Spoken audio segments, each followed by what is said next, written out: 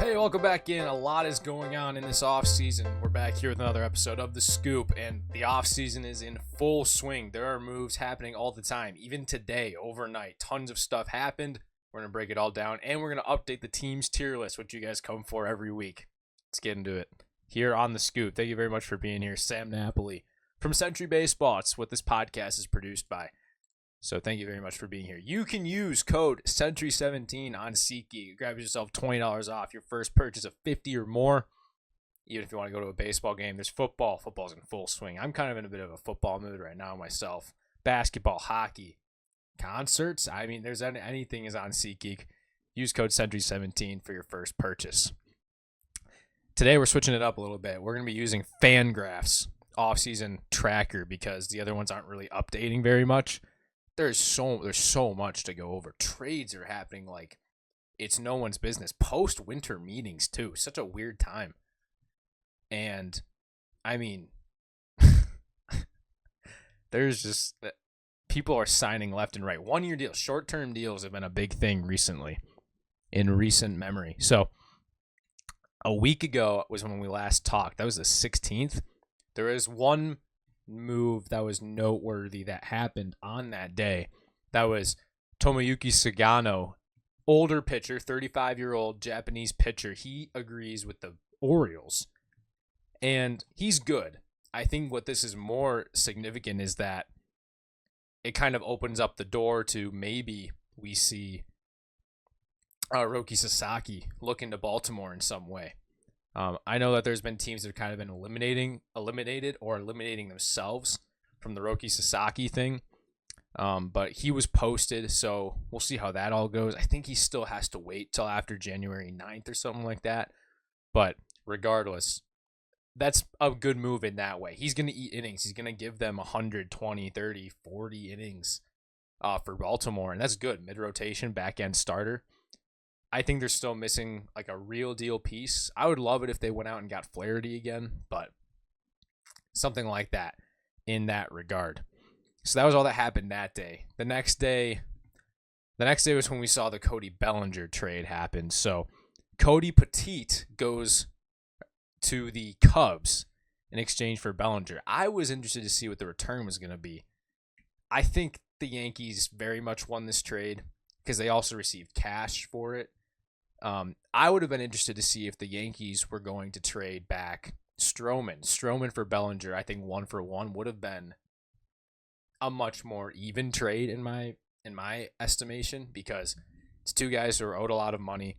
The Yankees don't need Stroman. Like, I don't even think he's in their projected rotation at this point.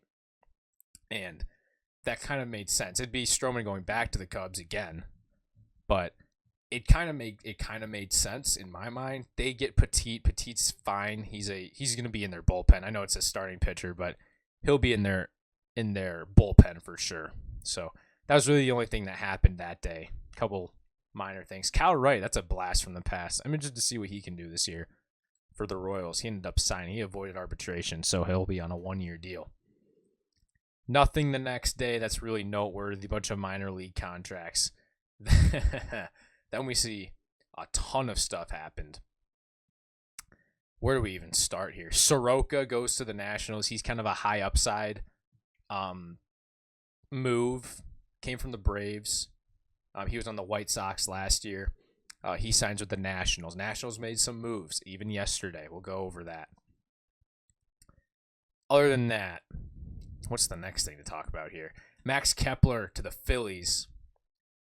A lot of people are mixed about this. I love this move. I think Max Kepler for $10 million even, it's an experienced guy. It's a guy who doesn't strike out a whole lot. Yeah, he had a bad year last year, dealt with injuries. I think the Twins are kind of just going through some tougher times in their organization regardless. But overall, I think Kepler for the Phillies is a nice fit. I think he's going to get everyday run. I think they're eliminating Johan Rojas from the equation at this point. They see that he probably is an element that held them back in the long run. They end up adding to the rotation later on. We'll get to that. But so that's not really an issue. Pitching's not much of an issue, especially if they want to go with Ranger back in the bullpen.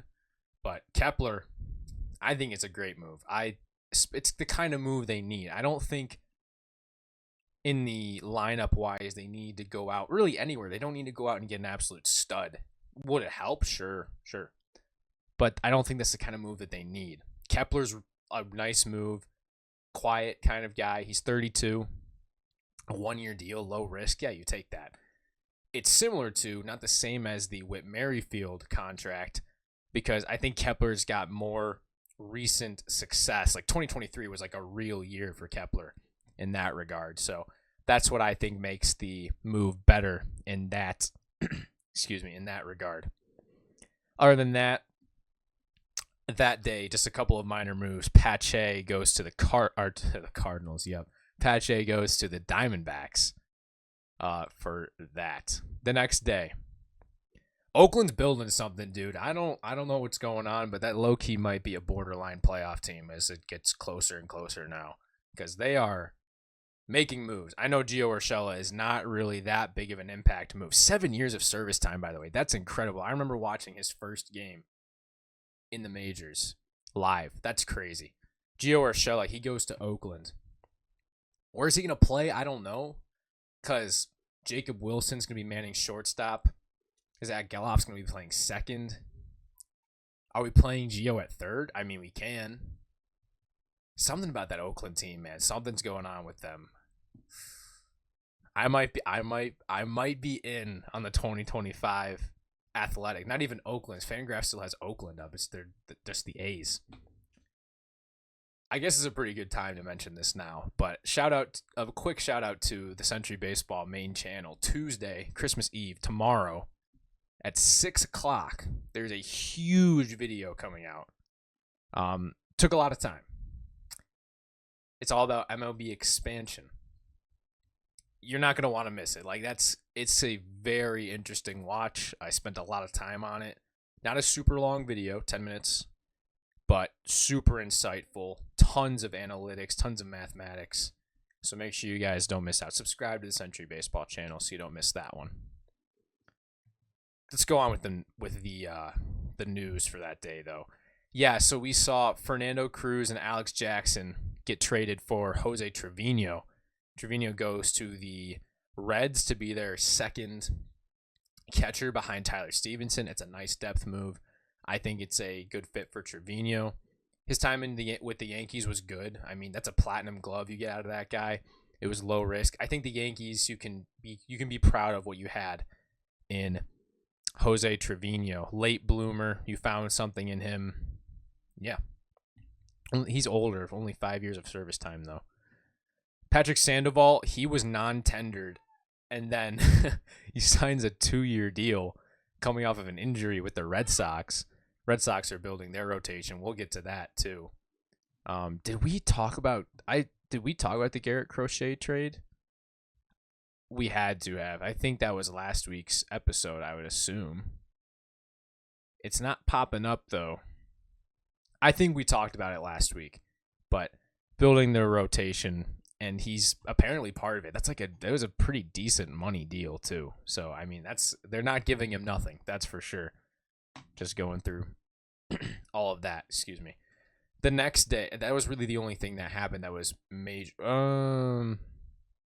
No, I skipped one. Christian Walker goes to the Houston. I was kind of all over this. I said the fit is perfect. I think in my video, I had Walker to Houston, which I suppose I could. Yeah, let me go ahead. Let me look this up in my predictions, my free agency predictions video real quick. I have the slides still pulled up here. Because I knew I said at least that it was a really nice fit. I can't say for sure that I had him going back. I'm going to look at the end of free agency. We're going to go back, and I want to see how many of each thing that I got right. Excuse me. Houston. Oh, yeah, I'm all over that. I had Walker. Yoan Moncada, Nick Martinez. Those aren't going to happen, but hey, I take that. I take that one. Walker's a really nice fit. Their window's not really closing anytime soon. I know they're trading away guys. They're a borderline playoff team. I think that they still should be favored to win their division at this point, despite the A's making a surge. The Rangers have made some moves, especially recently. which, let me see, when did that trade happen? They traded for Jake Berger. Not everything is showing up, I feel like, on this Fangraphs thing, though. When did they trade for Jake Berger is the question. Bring in Tucker Barnhart, minor league deal. That happened. I'm not lying to you. Jake Berger got traded to the from the Marlins to the Rangers, and he's gonna be playing first base now because Nathaniel Lowe last night got traded to the Nationals. It became very apparent that he was expendable and that he was going to be traded. Passan made that clear in a tweet, kind of made it pretty obvious in that regard, but we'll get into that a little bit later, not too far from now. But the 21st, so 2 days ago, Paul Goldschmidt goes to the Yankees. I can't say I was all over this one. I actually may have predicted this one. I just closed out that tab. I shouldn't have, but something tells me, Goldschmidt just felt like a fit. It felt like they were going to go after someone who was kind of on a 1-year deal first baseman. Kind of felt like that was going to happen. Overall, I think it's a move that's going to work out for them. I think Goldschmidt bounces back a little bit. He's not going to be MVP Goldschmidt, but I can expect an 800 OPS out of Goldschmidt, I think, this coming year, and I think that's what they need. He's ring chasing. Instead of Soto, huge pivot to so many other moves. People can clown him all you want. This might be Cashman's best work. He loses out on Soto barely, and he really has pivoted nicely. He's made a lot of really nice both supplemental moves and real deal moves. Like Max Fried, that's a real run prevention move that he saw was fitting, and I gave him a lot of heat, but I think he's done a really fine job here in this offseason, despite losing out on Soto, which, oh well, you know what I mean? Later that day, out of the blue, literally out of nowhere, Arizona, I almost said Cardinals again, Arizona comes out and gets Josh Naylor, dude. Josh Naylor in Arizona. Why is Cleveland shopping him? I know he's got a year of control left. They don't think they're going to re-sign him. He's been one of the better first basemen in baseball over the last couple of years. He's a guy who's capable of hitting 300, also capable of hitting 30 home runs in any given year. He's probably going to be DHing a good bit for them, but now they've lost out on Walker. Jock left them this morning. That happened. So it's a good move for Arizona because worst case scenario, he can just play first base for you. That's a dog, too. Naylor's a dog, and he's decent in the playoffs. So that works out for them. What's funny is Cleveland immediately pivots and decides that they're going to go a third time around with Carlos Santana. He's been really good. I'm developing position rankings and overall top 100 players rankings right now. I worked on that a little bit last night. Santana falls just above the average. He's an above average first baseman. He's 40 years old almost. 1 year, $12.5 million for Santana. Good value for Cleveland. They're probably going to be in the playoffs again. I don't love it. They trade back Slade Ciccone, who not great statistically last year, but high upside, throws really hard. He goes back to Cleveland for that. A lot happened on the 21st, so we can move on. Yesterday morning, my phone goes off. The Philly, I can't say that this thought has ever crossed my mind, ever. The Phillies trade for Jesus Luzardo. What? Jesus Luzardo, the move is fantastic. It gives them an incredible rotation. We've got 5 legit starters, and then we have Andrew Painter and I guess Taijuan Walker. Not that he's done anything, but he's there. This rotation is scary good, and it's got 3 lefties. It's weird now. 3 lefties is real, and honestly, their stats are probably going to be all about the same. It's pretty funny. They're all going to be 175 innings, a 3.5 ERA, and they're all lefties, and they're all about the same age. Christopher Sanchez a little younger. I'm talking about Sanchez, Ranger Suarez, and now Jesus Luzardo. It's pretty funny. They're all so similar, but Corresponding move, they DFA Tyler Gilbert. Guy's thrown a no-hitter in his career. Someone probably will claim him, I'd assume. He was on the Diamondbacks before, threw a no-hitter in his first start. So that's pretty cool. They trade away Kaba. Kaba's like an interesting prospect. He's an 80-grade defender at shortstop, which that does not come around very often. But not a lot of power potential, and the hit tool's not really there. So I'm interested to see what happens there. He'll be a major league player. To what capacity, I have no idea. Like, he's a top 100 prospect, but very expendable because he was blocked off anyway by Aiden Miller and Trey Turner for now. So for the Phillies, it's a move that made sense. I think it's a fair trade value-wise as far as what that is right now.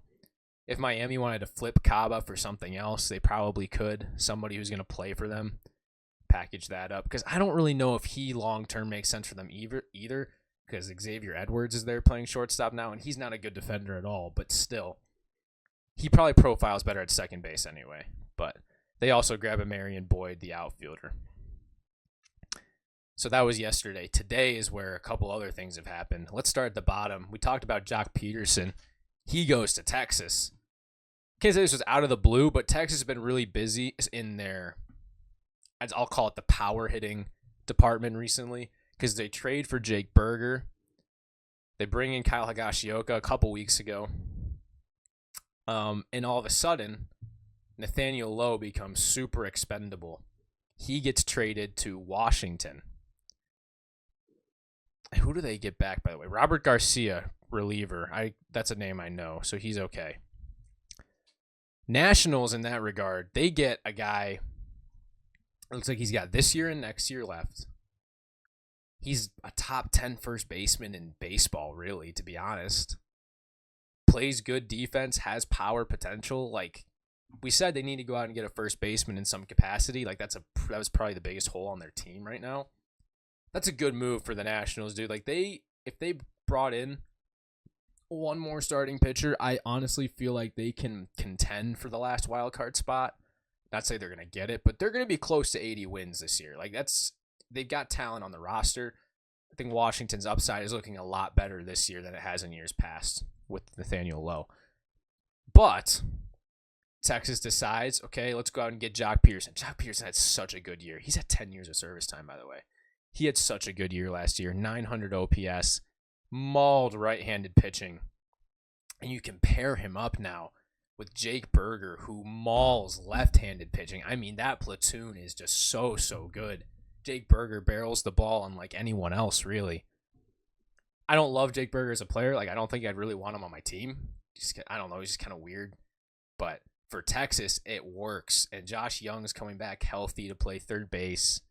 And Langford and Evan Carter in the outfield. And they're going to contend for their division. They should be a playoff team. They've brought back starting pitching. They probably need another one, but they brought some back.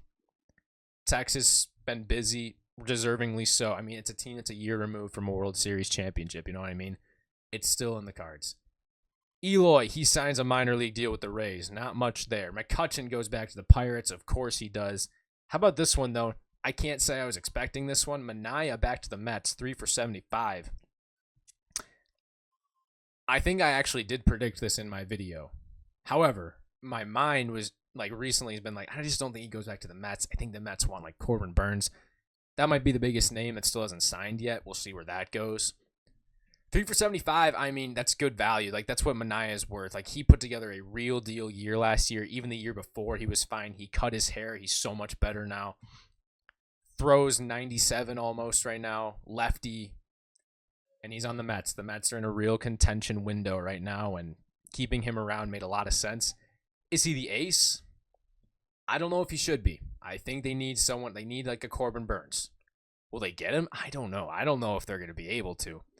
But they needed starting pitching. I said they were still 2 starters at least away really from this being a real deal contender. There are a lot of holes still on this team. But regardless, that's a nice move for them.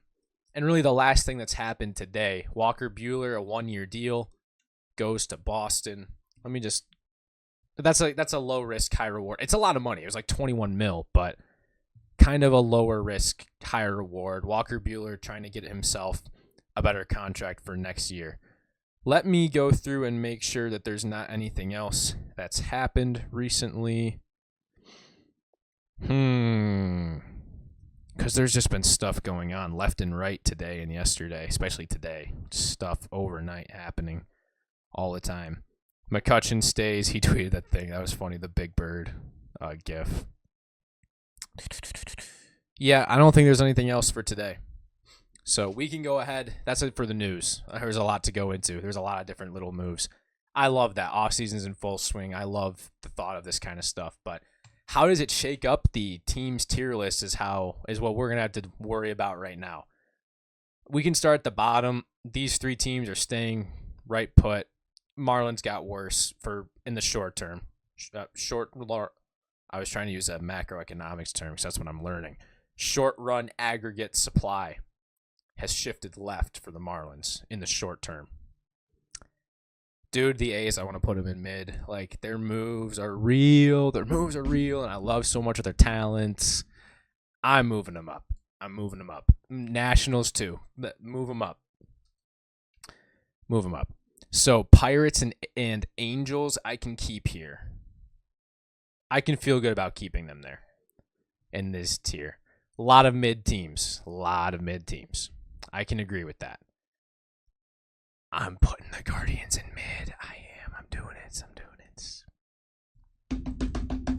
I'm putting the Guardians in mid. People are going to be so mad, dude. Why are we trading Naylor? What are we doing? Your roster's not that great anyway, and you need starting pitching badly. What are we doing? I don't know. I could get myself to put the Rays in meh. Yeah. They're not very good. They're just not. Mariners and Twins also could be, but they're more realistically just mediocre rather than meh.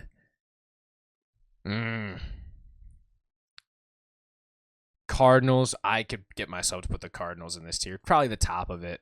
Because I think that they're more towards this than mediocre, right? Like, I don't know if they're going to be an 81-win team.